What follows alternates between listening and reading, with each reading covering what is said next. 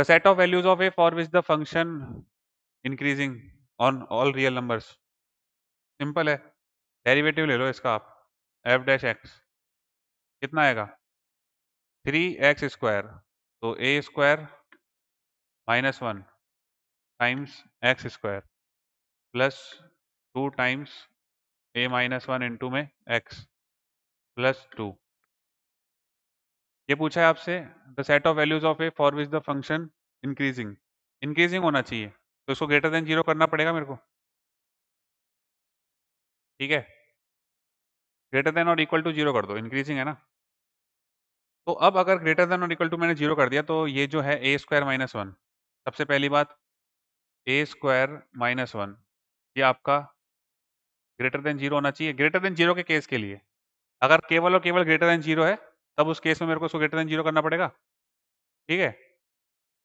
तो ए जो होगा मेरा वो कहाँ से कहाँ तक बिलोंग करेगा, -∞ टू -1 यूनियन 1 टू इनफाइनाइट।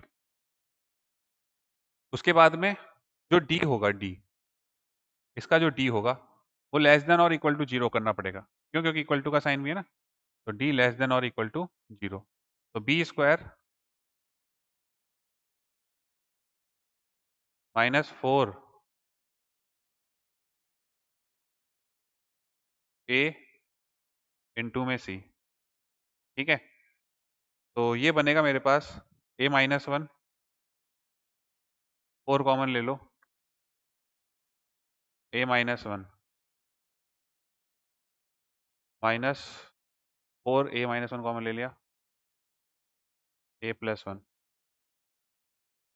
इधर आ जाएगा 2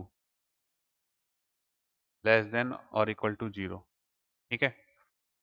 4 टाइम्स a -1 a -2a कितना हो जाएगा -a -1 -2 कितना हो जाएगा -3।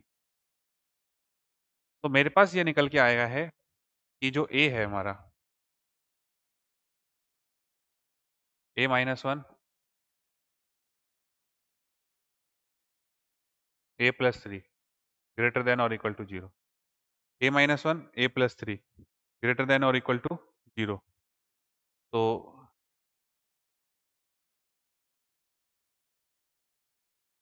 -3 और 1 पॉजिटिव नेगेटिव पॉजिटिव शामिल कर सकते हैं, ठीक है। आपसे पूछा है इंक्रीजिंग, तो इंक्रीजिंग हो रहा है इधर, और उसको भी इंक्लूड करवा दो ना, -∞ से -1, ठीक है। ले लो उसको भी यहाँ पे, -∞ से -1 ये रहा -1 आपका, और 1 से इनफाइनाइट, -∞ से -1 और 1 से इनफाइनाइट, इसको इंक्लूड नहीं करना था, ठीक है। तो बी ऑप्शन सही दिख रहा है यहाँ पे, सारे रियल नंबर उसमें से 3 से 1 के बीच की वैल्यूज को बाहर कर दो आप, ठीक है। यहाँ तक क्लियर है।